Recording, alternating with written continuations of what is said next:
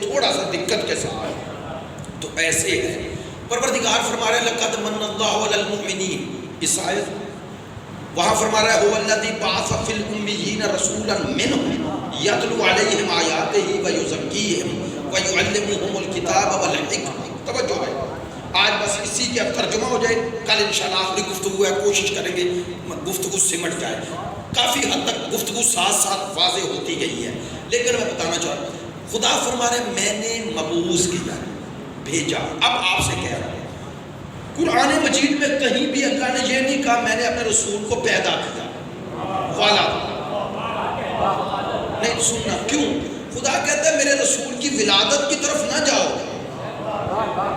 بعثت کی طرف جاؤ. بات مشکل ہے, قبول کرنا بڑا مشکل ہے.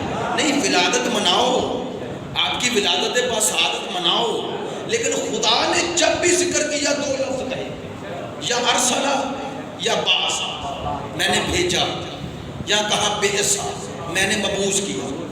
کیوں؟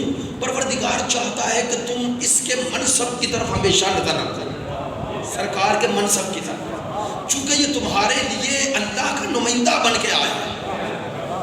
اگر تم صرف ان کی ولادت بسعادت تک رک گئے اور وہ بعثت اور وہ ارسال رسل جو مقصد ہے اس تک ہی نہ پہنچو تو فائدہ کیا ہے؟ اب آپ سے بات کر رہا ہوں, بات آپ سے کر رہا ہوں, معذرت چاہتا ہوں. 13 رجب کی اہمیت اپنی جگہ, لیکن 13 رجب کی اہمیت تب ہے جب مجھے اور آپ کو غدیر سمجھ میں آئے. میری بات کو توجہ رہے گی. وہ ہے ہدف, وہ ہے چونکہ ہم اس مولا کا یوم ولادت منا رہے ہیں جو امام ہے, ہم اس سرکار کی ولادت بسعادت 17 ربیع الاول کو منائیں گے جو ہمارا رسول ہے. ایسا ہی ہے نا؟ تو کہنا کیا چاہتا ہوں, ہمیں سرکار سے جو فیض لینا ہے وہ اس عنوان سے لینا ہے, اس ولادت سے ثواب ملے گا. بات توجہ رہے, ولادت منانے سے ثواب ملے گا اور سرکار کی رسالت کی طرف توجہ کرنے سے فیض ملے گا. فیض ولایت اور فیض رسالت لینا ہے. ہماری زندگیوں میں جو تبدیلی پیدا کرے گا وہ یہ ہے, وہ یہ ہے. کون سا؟ بعثا. بڑی خوبصورت بات یہاں فرمائی ہے علماء نے, ذرا تھوڑا سا اس مزاج کے دوست بھی تشریف لاتے ہیں. بعثا اس کا معنی فارسی میں کرتے ہیں پر انگیختہ کرنا, پر انگیختہ کرنا, کسی کو اٹھانا.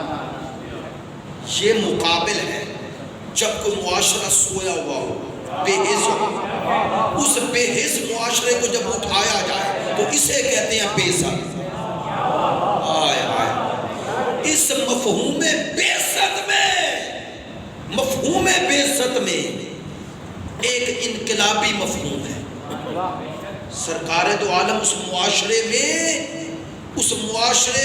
آئے جس معاشرے میں تمام ذلت کی زنجیروں میں انسانیت جکڑی ہوئی تھی. ایسے تھوڑے کہہ رہا ہوں, جکڑی ہوئی تھی. چلے میں آیت پڑھ دیتا ہوں تاکہ آج کی بات یہیں سمٹ بھی جائے اور آپ تک اس ماحول کی ترجمانی قرآن سے ہو جائے. خدا فرماتا ہے وَاعْتَصِمُوا بِحَبْلِ اللَّهِ جَمِيعًا وَلَا تَفَرَّقُوا. اللہ کی رسی کو مضبوطی سے تھام لو. وَلَا تَفَرَّقُوا, تفرقے میں نہ پڑو. وَاذْكُرُوا نِعْمَةَ اللَّهِ عَلَيْكُمْ. خدا فرماتا ہے اللہ کی اس نعمت کو یاد کرو جو تم پر کی ہے. کیا؟ اِذْ كُنْتُمْ أَعْدَاءً, جب تم ایک دوسرے کے دشمن تھے. فَأَلَّفَ بَيْنَ قُلُوبِكُمْ, تو پھر اللہ نے اس نعمت کے صدقے, میری بات نہیں پہنچ رہی, اس نعمت کے صدقے میں تمہارے دلوں کو ملا دیا. توجہ ہے بھئی, یہ بعثت سے پہلے والے ماحول کا ذکر ہو رہا ہے. سرکار سے پہلے والا دور کیسا تھا؟ توجہ ہے. فَأَلَّفَ بَيْنَ قُلُوبِكُمْ فَأَصْبَحْتُمْ بِنِعْمَتِهِ, اس نعمت کے صدقے میں تم کیا بن گئے؟ اخوان, بھائی بن گئے. یعنی تمہارے اندر وہ بھائی چارے والی کیفیت پیدا ہو گئی. وَكُنْتُمْ عَلَى شَفَا حُفْرَةٍ مِّنَ النَّارِ, تم جہنم کے دہانے پہ کھڑے تھے. جہنم کے فَأَنْقَذَكُم مِّنْهَا، میرا رسول تمہیں اس جہنم کے دہانے سے موڑ لائے۔ توجہ ہے، یہ ہے بے عزت کی عظمت، یہ ہے اللہ کی منت نے توجہ فرمائی، یہ ہے اس مصیبت سے بچا کر تمہیں نعمت رسالت کے ذریعے یہ ملا۔ توجہ رہے گی، توجہ رہے گی۔ ایسی باتیں منبر سے عموماً کی نہیں جاتی لیکن ضروری ہیں، ضروری ہیں، تاکہ آپ کو پتہ چلے کہ اہل بیت اطہار نے سرکار کے بعد کیا کیا۔ توجہ رہے گی، کیا ہو گیا سرکار کے بعد، آپ کو یہ تو پتا چلے کہ بعثت سے پہلے کیا تھا۔ میں نے پھر بات کہہ دی ہے، شاید کچھ دوست متوجہ نہ ہوئے، بعثت سے پہلے یہ تھا نا، سرکار کے وجود کے صدقے میں اللہ کہتا ہے تم یہ تھے، اور میرے رسول نے تمہیں ان چیزوں سے نکال دیا، دشمنیوں سے، جہنم کے دہانے سے، تم ایک دوسرے کے ساتھ دشمن تھے، تمہارے قلوب کو ملا دیا۔ ایسا ہی ہے، تم جہنم کے دہانے پر تھے، تمہیں اس سے موڑ لیا۔ خدا کہتا ہے یبین اللہ لکم آیاتہ لعلکم تہتدون، اللہ اپنی آیات ایسے ہی بیان کرتا ہے شاید تم ہدایت پا جاؤ۔ یہ لفظ شاید میں ایک گنجائش ہے، قرآن کہہ رہا ہے نا لعلکم تہتدون۔ اب سنیے گا، توجہ فرمائیے گا، سرکار کا وجود امت کے لیے اللہ نے کہا مومنین کے لیے نعمت ہے، منت ہے، منت ہے۔ وہ منت تھی کیا؟ یہ کہ تم دشمن تھے، تم ایک دوسرے سے دور تھے، تم زندہ بیٹیوں کو دفن کرتے تھے، ایسے ہی اس معاشرے کی تمام جو کچھ بھی برائیاں سوچ سکتے اس معاشرے میں تھی، سرکار کے وجود کے صدقے میں تم ان برائیوں سے نکلے۔ ایسے ہی سرکار کا وجود سبب بنا، سبب بنا۔ اللہ کہتا ہے یہ تھی تم پر نعمت، نعمت وجود مصطفیٰ۔ ایسا ہی ہے نا، نعمت وجود مصطفیٰ۔ اللہ کہتا ہے اس نعمت کا شکر ادا کرتے ہیں، اس نعمت کا شکر ادا کرتے ہیں، لیکن افسوس تم نے شکر ادا نہ کیا، کفر کرنے لگے۔ توجہ فرمائیے، کل انشاءاللہ آیات پڑھوں گا اور پھر ان آیات کو ملاؤں گا کہ یہ مقصد بعثت تھا، سرکار امت کو اس حال سے نکال کے لائے۔ لو ایک جملہ آج کہتا ہوں اور انشاءاللہ آپ پڑھے لکھے دوست ہیں، بنو امیہ کی حکومت اسلام کے لباس میں جاہلیت تھی، تمام اہداف جاہلیت کو پلٹا دیا گیا تھا۔ نہیں توجہ فرمائی، تمام اہداف جاہلیت پلٹ آئے تھے۔ حسین ابن علی محافظ بعثت ہیں جو امت کو دوبارہ ادھر پلٹا رہے تھے جو مقصد بعثت ہے۔ جو ہے حسین ابن علی یتلو علیہم آیات، میں کچھ کہہ رہا ہوں، میرا حسین تلاوت آیات کرنا چاہتا ہے۔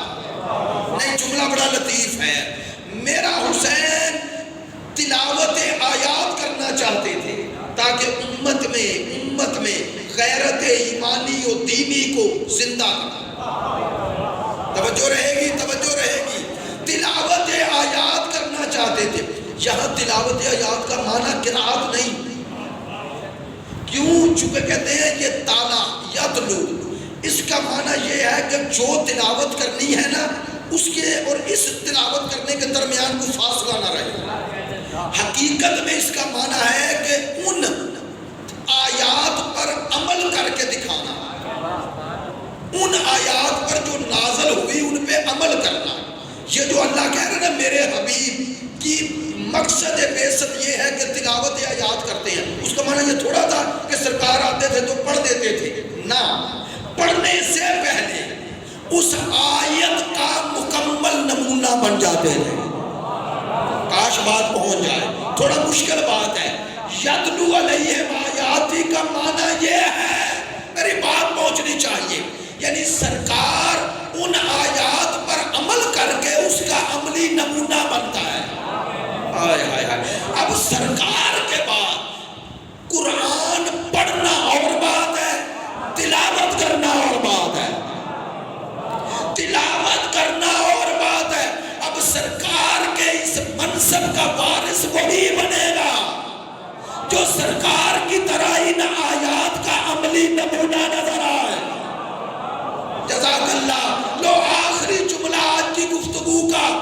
تلاوت آیات مقصد بعثت میں پہلا مقصد، میرے ساتھ ہو، حسین محافظ مقصد بعثت ہے نا، اسی لیے صرف زندہ ہوتے قرآن نہیں پڑھا، ہائے ہائے ہائے ہائے ہائے، سر کٹا کے قرآن پڑھ رہے ہیں تاکہ دنیا کو بتاؤں یتلو علیہم آیاتی کا مصداق یہ ہے۔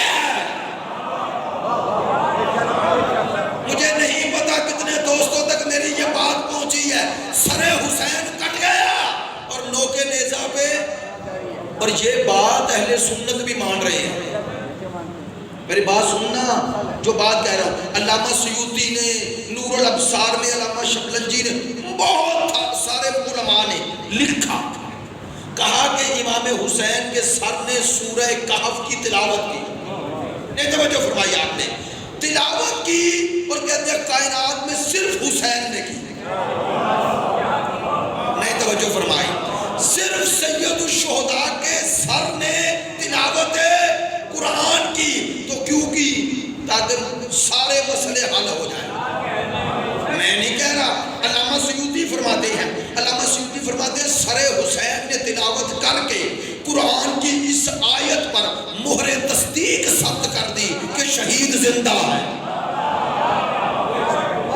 توجہ ہے، وہ فرماتے ہیں اس آیت میں مہر تصدیق ثبت کر دی۔ اب یہ تو انہوں نے فرمایا ہے نا، میں کہتا ہوں کہ میرے حسین ابن علی کا سر تلاوت کر رہے ہیں، عمومی حالت میں سر جب کٹ گیا تو جسم و روح کا رابطہ تو کٹ گیا نا، تو جسم الگ روح الگ، اور وہ سر پھر بھی قرآن پڑھ رہا ہے، تو بتایا کہ جسم و روح کے ملاپ سے قرآن پڑھنا اور بات ہے،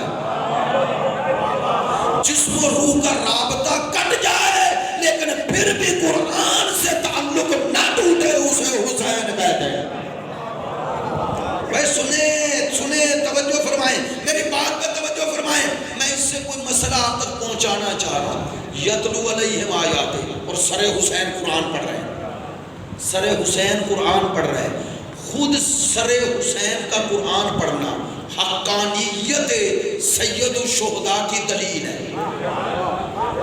نہیں آپ نے توجہ نہیں فرمائی، کیا دلیل ہے؟ ابھی جو عرض کی، علامہ سیوطی تمام نے کہا کہ سر حسین کا تلاوت کرنا دلیل ہے کہ شہید زندہ ہے، تو حسین ابن علی نے تلاوت کر کے بتایا کہ میں شہید ہوں۔ شہید ہوتا ہی وہ ہے جو راہ خدا میں مارا جائے، تو اب امام نے بتا دیا میری راہ ہے اللہ کی راہ، تو اب میرا قاتل اللہ کی راہ میں نہیں ہوگا، جب اللہ کی راہ میں نہیں ہے تو رحمت اللہ کیسے ہوگا؟ باتوں پہ توجہ رہے گی تو بات سمجھ میں آئے گی۔ بھائی میری راہ ہے خدا کی راہ، اسی لیے تو تلاوت کر رہا ہوں۔ اچھا چلے ایک بات اور جلدی میں کہہ دوں، سر حسین نے تلاوت کی، یہی تو میں کہا کرتا ہوں، امام حسین کے سر کا تلاوت کرنا بتاتا ہے کہ قرآن ان کی حقیقت کا حصہ ہے۔